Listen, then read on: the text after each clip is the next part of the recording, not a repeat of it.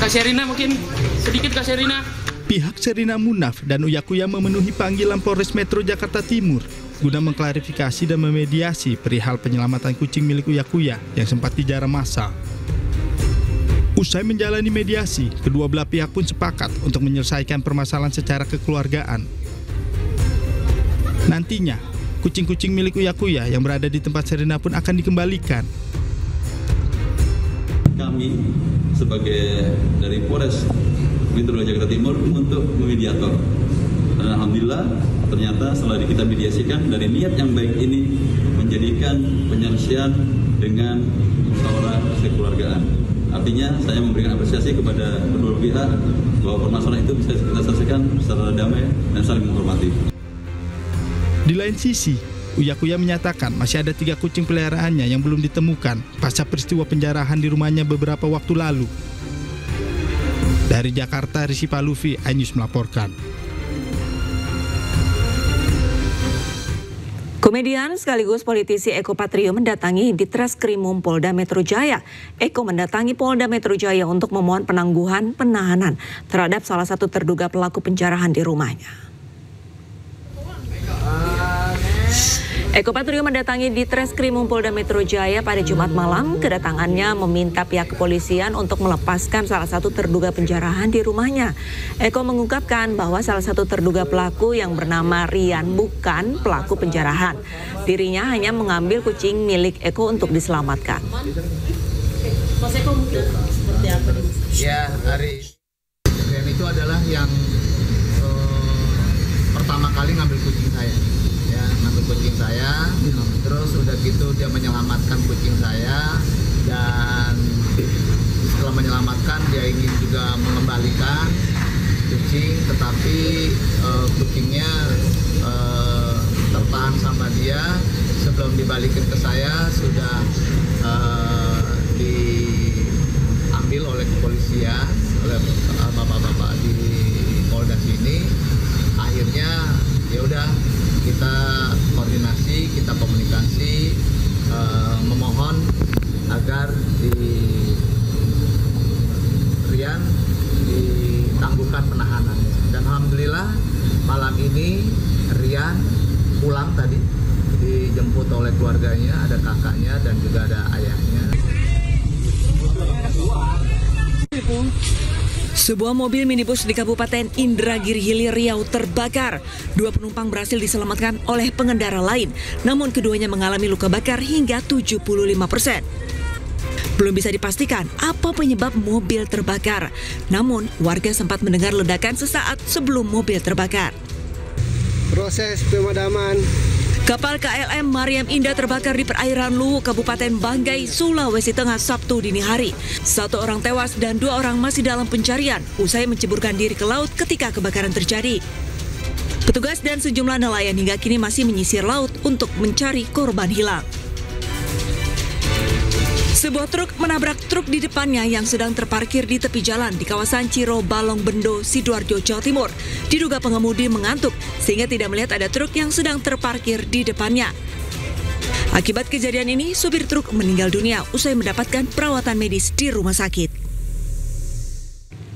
Ratusan orang dari berbagai unsur menggelar aksi damai di gedung DPR RI mengecam unjuk rasa anarkis. Aksi ini juga bentuk dukungan untuk polisi agar segera mengungkap dalang di balik kerusuhan akhir Agustus lalu.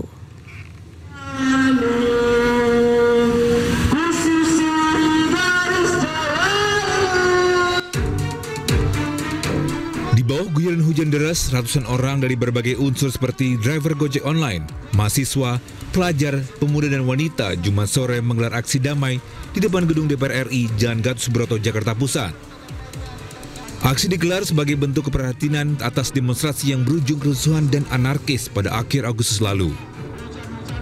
Dalam aksinya, massa yang tergabung dalam Aliansi Masyarakat Solidaritas Indonesia dan Komite Nasional Perempuan Indonesia juga membagikan bunga kepada petugas dan pengguna jalan. Selain mengecam keras aksi anarkis dalam penyampaian pendapat di muka umum, mereka juga mendukung proses penyelidikan yang dilakukan pihak kepolisian dalam mengungkap aktor intelektual di balik kerusuhan. kritik kami terhadap pemerintah. Jadi ketika ada kritik tolong turun gitu loh. Kami tidak ingin masyarakat Indonesia dibenturkan, kami tidak ingin ada kekerasan lagi dengan aparat keamanan itu. Karena mereka tugasnya hanya berjaga dan kami tujuannya bukan ke mereka. Kami ingin pemerintah itu hadir di tengah-tengah aksi gitu loh, dimanapun berada di seluruh Indonesia. Mereka berharap ke depannya pemerintah bisa lebih cepat merespon aspirasi masyarakat. Dari Jakarta Pusat, Raniston Sanjaya, iNews melaporkan. Kunjungan kerja ke Timur Tengah, Presiden Prabowo Subianto langsung menjenguk korban banjir di Bali. Di hadapan Prabowo, sejumlah warga curhat kehilangan harta benda hingga barang dagangan akibat terseret banjir.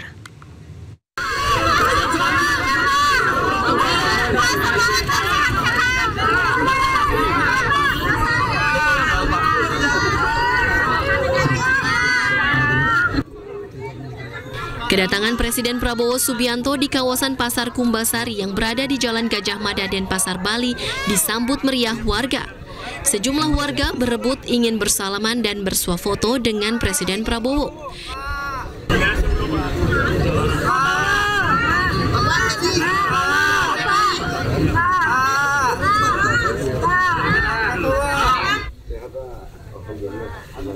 Dalam kunjungannya, Presiden Prabowo juga sempat meninjau sejumlah kerusakan dengan menyusuri gang-gang permukiman warga. Prabowo juga berbincang dengan sejumlah warga yang ditemuinya.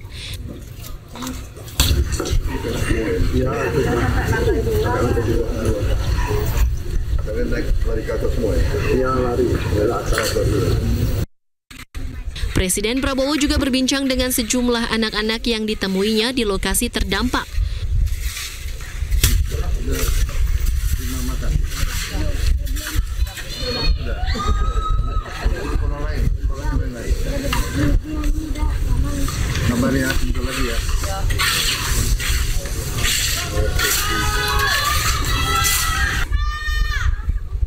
Sejumlah warga yang melihat kehadiran Prabowo berteriak agar mendapat bantuan.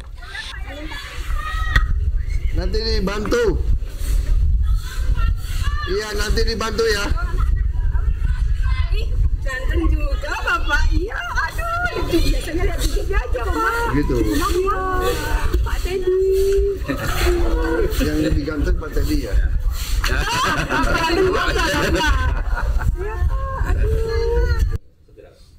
Dalam kesempatan itu, sejumlah warga sempat curhat kehilangan harta benda hingga barang dagangan akibat terseret banjir. Nyamannya bagaimana? Ada satu nada. Cepetan saya nolong. Prabowo pun berjanji akan membantu para korban terdampak banjir. Ini ke utara ya, Pak? Iya. Presiden Prabowo Subianto menyetujui pembentukan tim khusus untuk reformasi institusi kepolisian. Dalam pertemuan bersama sejumlah tokoh Gerakan Nurani Bangsa, Prabowo juga setuju dengan pembentukan tim investigasi independen terkait demonstrasi ricuh Agustus lalu.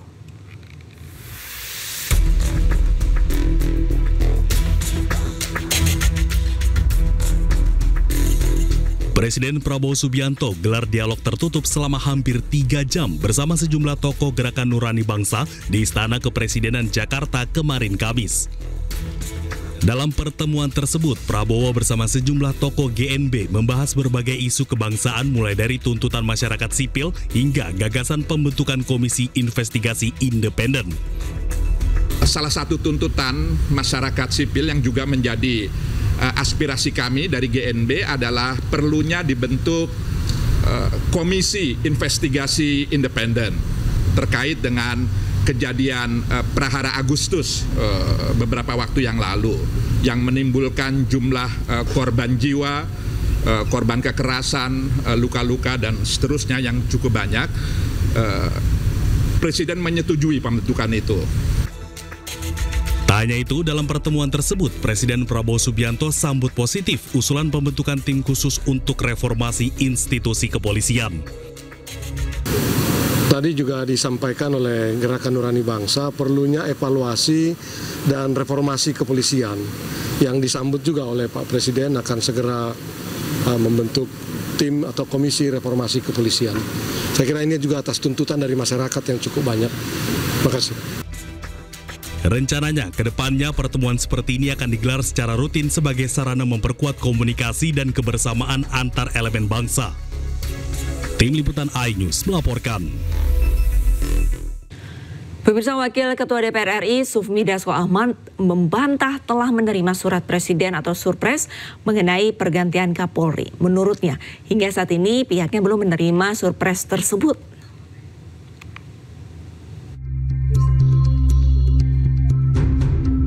Beredar kabar bahwa Presiden Prabowo Subianto telah mengirim surat terkait pergantian Kepala Kepolisian RI Kapolri ke Dewan Perwakilan Rakyat. Namun, hal ini langsung dibantah Wakil Ketua DPR RI Sufmi Dasko Ahmad. Menurut Sufmi Dasko, hingga saat ini pimpinan DPR RI belum menerima surat Presiden atau Surpres mengenai pergantian Kapolri.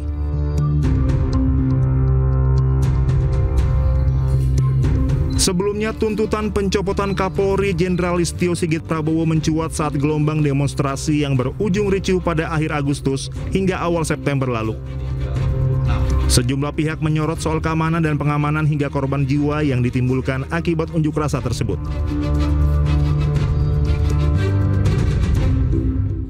Setelah unjuk rasa sepekan di berbagai wilayah di Indonesia, pemerintah dan DPR RI akhirnya sepakat mempercepat pembahasan RUU Perampasan Aset. DPR RI sepakat memasukkan RUU Perampasan Aset ke dalam program legislasi nasional prioritas 2025.